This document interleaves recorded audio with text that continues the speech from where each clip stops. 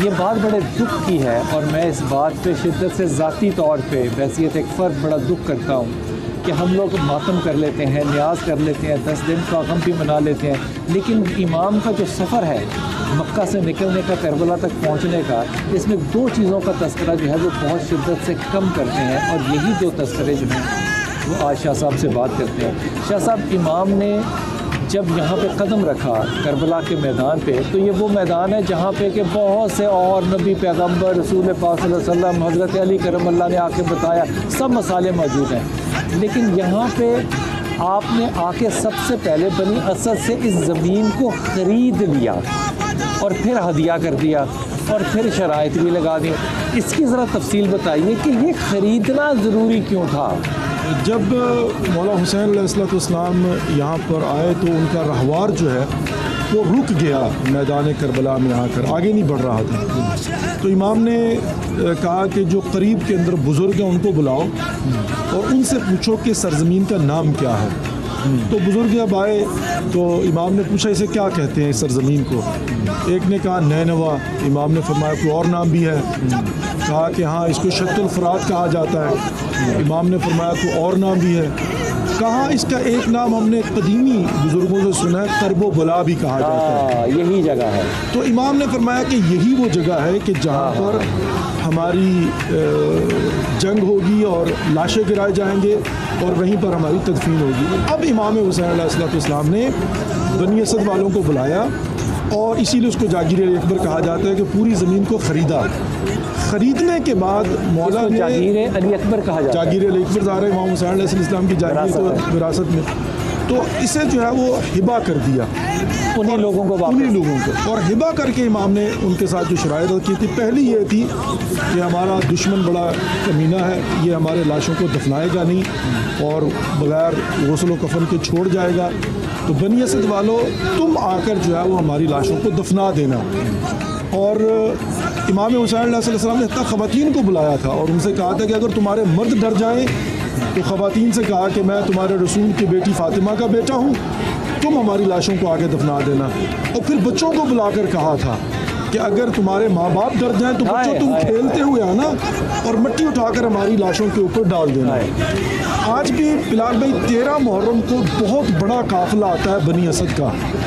جب میں پہلے سال یہاں پر آیا تھا تو مجھے بڑا تعجب ہوا کہ آپ یوں سمجھ لیں کہ لاکھوں کی تعداد میں خواتین بالٹیاں اور بیلچے لے کر آتی ہیں حرم امام حسین علیہ السلام میں، اور جب ان سے پوچھا کہ بھئی یہ کیا ہے تو کہا کہ 13 محرم کو بنی اسد کی خواتین بالٹیاں اور بیلچے لے کر آئی تھی امام حسین اور ان کے شہداء کے لاشوں کو دفنانے کے لیے۔ تو یہ آج بھی آ کر مولا حسین کے حرم میں بڑے فخر کے ساتھ یہ کہتی ہیں کہ مولا ہم نے اپنا وعدہ پورا کر دیا۔ اور دوسرا یہ تھا کہ اگر کوئی بھٹکتا ہوا یا کوئی مسافر آئے اور وہ میرا پوچھے میری قبر کا، اس کو بتانا اور 3 دن تک اسے مہمان رکھنا ہے۔ تو یہ امام حسین علیہ السلام نے شرط دی۔ اب وجہ کیا تھی؟ وجہ یہ تھی کہ امام حسین علیہ السلام چاہتے تھے کہ جہاں پر ہماری شہادت ہوگی وہ زمین مباح ہو، وہ ان کی اپنی زمین ہو، وہاں پر ان کی شہادت ہو۔ یہاں تک مطلب جو ہے نا وہ امام حسین علیہ السلام اور وہ جو شریعت کا دائرہ ہے اور وہ جو اخلاقیات کا دائرہ ہے تو اس کے اندر جو ہے نا وہ دنیا کو پیغام دیتے ہوئے نظر آتے ہیں، اس لیے کہ جو نظریہ انٹروڈیوس کروایا ہے اس کی عملی تفسیر پیش کرنی ہے، عملی طور پر کر کے دکھانا ہے۔ اسی لیے آج جب ہم کہتے ہیں حسینیت زندہ باد، یزیدیت مرد آباد، حسینیت زندہ باد کا مطلب یہ ہے کہ نماز زندہ باد، قرآن زندہ باد، حج زندہ باد، زکوٰۃ زندہ باد، جہاد زندہ باد، ایمان زندہ باد، سچ زندہ باد، وفا زندہ باد، بات کرداری زندہ باد، اخلاص زندہ باد، وفا زندہ باد، یہ حسین زندہ باد، اور یہ ہے حسین زندہ باد۔ اور اس کے مقابلے میں یزیدیت کا مطلب کیا ہے؟ چور بازاری ہے، رشوت ہے، جھوٹ ہے، ظلم ہے، زیادتی ہے، یتیم کا مال کھانا ہے، تہمت لگانا ہے، غیبت کرنا ہے، وہ سارے ہم میں ہی موجود ہیں، ملک بیچنا ہے، ملک کے نظریات کو بیچنا ہے، دین کو بیچنا ہے، دین کے نام پر دین کے ساتھ خیانت کرنا ہے، یہ یزیدیت ہے۔ تو آج کے زمانے میں ظاہری طور پر کوئی کیا کہتا ہے مہم نہیں ہے، اس کا کردار دیکھو۔ اسی لیے امام حسین علیہ السلام نے فرمایا تھا مثل لا یبایع مثلا، مجھ سے اگر دیکھنا ہو تو پھر دیکھو کہ میرے کردار کا حامل کون ہے۔ کیا بات ہے۔ اچھا شاہ صاحب، دوسری چیز جس کے پر ہم توجہ کم دیتے ہیں وہ چیز ہے کہ امام جب خانہ کعبہ سے نکلتے ہیں، اب یہاں سے یہ تو نہیں معاملہ ہو سکتا نا کہ صحاب موجود نہیں ہے یا لوگوں کو پتہ نہیں ہے کہ امام جو ہے وہ نکل رہے ہیں یہاں سے۔ میں یہ نہیں کہتا کہ روکا کیوں نہیں ہے، میں یہ نہیں بات کہتا، میں صرف یہ بات کہتا ہوں کہ جب راستے میں آپ نے جگہ جگہ کھڑے ہو کے لوگوں کو بتایا کہ میں کون ہوں، تو ایسا کیا ہو گیا تھا مسلمانوں کو کہ اللہ کے نبی کے نواسے کو اپنا تعارف کروانا پڑا کہ میں کون ہوں؟ یہ مسلمانوں کا زوال تھا یا کوئی اس کے پیچھے امام کی حکمت ہے؟ اچھا، اس کو میں اس طرح سے عرض کروں گا کہ انسان کی فطرت کسی زمانے میں نہیں بدلتی۔ حضرت آدم کے زمانے میں، حضرت نوح کے زمانے میں، حدیث فطرت کبھی نہیں بدلتی۔ انسان کی فطرت ایک سی ہوتی ہے، وہ کسی زمانے میں فرعون ہوتا ہے، نمرود ہوتا ہے، شداد ہوتا ہے، یزید ہوتا ہے، اور آج کے زمانے میں کچھ اور ہوتا ہے۔ ہم احتیاط کے ساتھ اتنے کہہ سکتے ہیں۔ اچھا، اب اس نیچر کو سامنے رکھتے ہوئے ہوتا یہ ہے کہ انسان کو پتہ ہوتا ہے شیطان کے گمراہی کے جو راستے ہیں، جو وسیلے ہیں، وہ کیا ہیں۔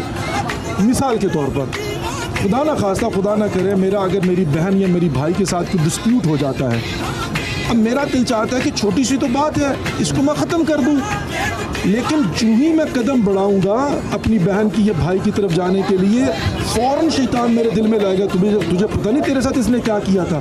وہ جو 50 سال پرانا واقعہ ہوگا وہ بھی میرے سامنے لے آئے گا۔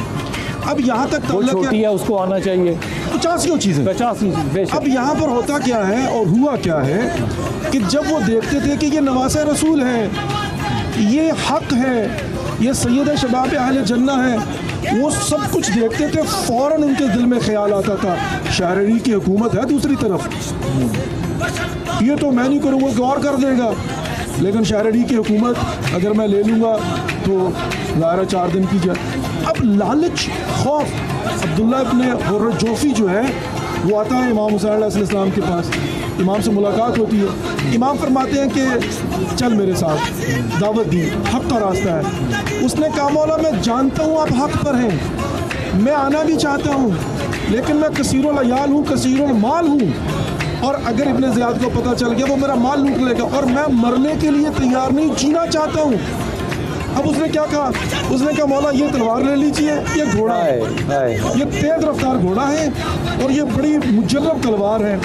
تو امام نے وہاں پر کیا فرمایا تھا؟ امام نے فرمایا نہ مجھے تیرا مال چاہیے، نہ مجھے تیرا گھوڑا چاہیے، مجھے تو چاہیے۔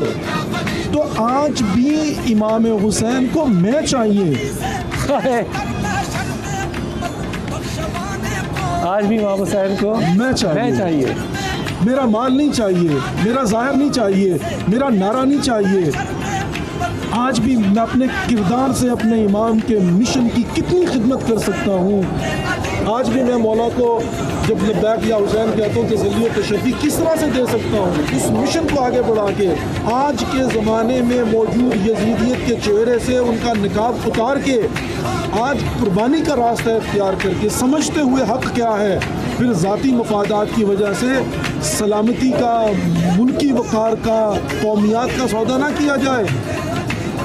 پتہ آج کے زمانے میں آپ کیا کہتے ہیں پتہ نہیں ہوتا، پتہ ہوتا بحث کر کے دیکھ لیجیے، وہ کہتے ہیں جانتے تو ہیں لیکن یہ مجبوری ہے۔ انہی مجبوریوں کی زنجیروں کو امام حسین نے توڑ کر پھینک دیا، تو آج یا باطل ہو، درمیان کا کوئی راستہ ہی نہیں۔ کیا خوبصورت، مائی وے اور ہائی وے، مائی وے اور ہائی وے۔